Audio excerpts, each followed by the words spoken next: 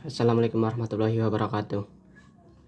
Kami dari kelompok 5 akan mempresentasikan hasil kerja kami, yaitu tentang meta analisis. Kelompok kami beranggotakan 3 orang.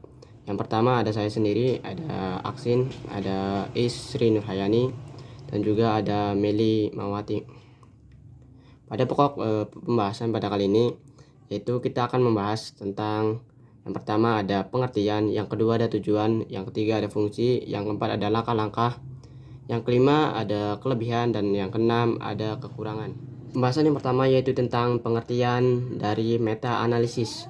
Jadi menurut Glass pada tahun 1981, meta analisis merupakan analisis kuantitatif dan menggunakan sejumlah data yang cukup banyak, serta menerapkan metode statistik dengan mempraktekannya dalam mengorganisasikan sejumlah informasi yang berasal dari sampel besar yang fungsinya untuk melengkapi maksud-maksud lainnya.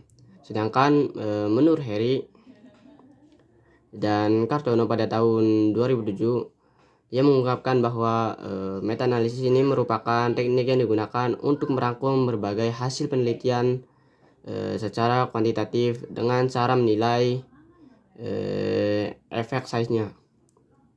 Jadi maka bisa disimpulkan dari pendapat para ahli yang di atas.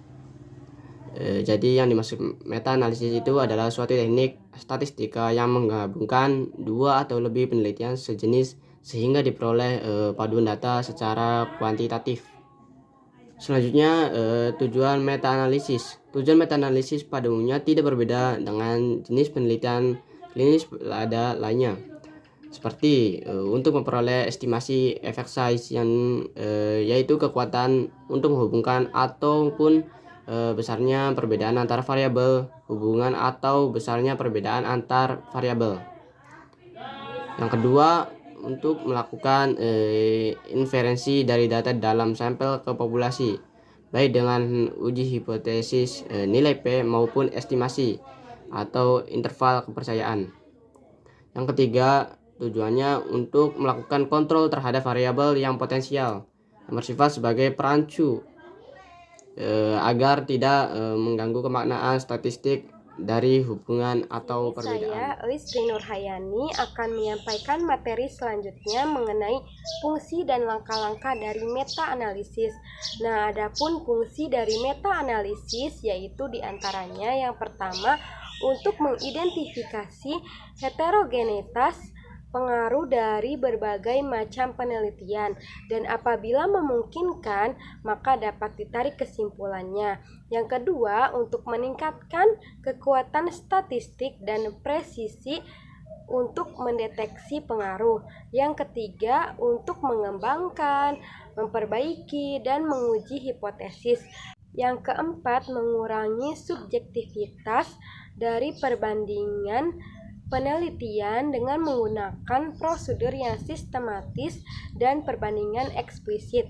Yang kelima, untuk mengidentifikasi kesenjangan data antara pengetahuan dasar dan mengarahkan untuk penelitian selanjutnya. Dan yang terakhir, menentukan ukuran sampel untuk penelitian selanjutnya. Selanjutnya, langkah-langkah dari meta-analisis, diantaranya yang pertama, menentukan dan mempelajari topik penelitian yang akan dirangkum.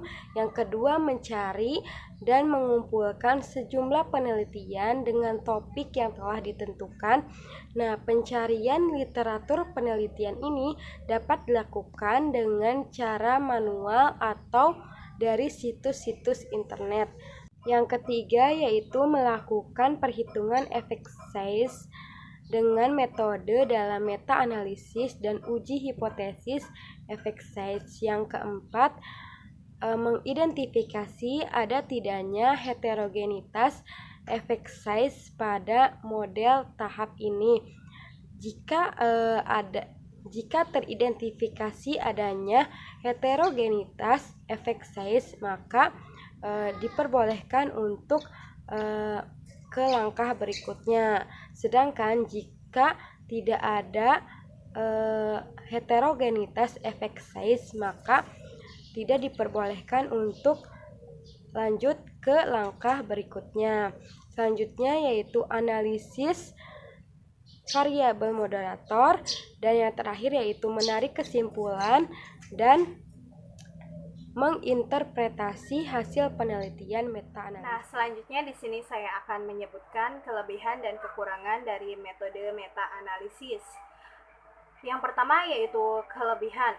Meta-analisis mendorong pemikiran sistematis tentang metode, kategorisasi, populasi, intervensi, outcome, dan cara untuk memadukan berbagai bukti. Yang kedua yaitu menggabungkan data dari berbagai studi akan meningkatkan kemampuan generalisasi dan power statistika, sehingga dampak suatu prosedur dapat dinilai lebih lengkap. Yang ketiga yaitu jumlah individu yang bertambah banyak dalam meta-analisis memberi kesempatan untuk interpretasi data tentang keamanan ataupun bahaya dengan tingkat kepercayaan yang lebih besar tentunya. Yang keempat yaitu jumlah subjek yang besar juga memungkinkan untuk dilakukan analisis terhadap subgrup yang tidak dapat dilakukan pada penelitian aslinya. Dan yang terakhir yaitu hasil meta-analisis dapat memberi petunjuk penelitian lebih lanjut, termasuk besar sampel yang diperlukan. Nah, di sini ada pun kekurangan dari metode meta-analisis yaitu yang pertama, karena masih dalam taraf pengembangan. Masalah metodologi menjadi salah satu kekurangan yang harus diperhatikan bila kita membaca artikel tentang meta-analisis. Yang kedua yaitu publikasi merupakan masalah yang mengancam pada meta-analisis. Yang ketiga yaitu perbedaan mendasar antara meta-analisis dengan jenis penelitian lain.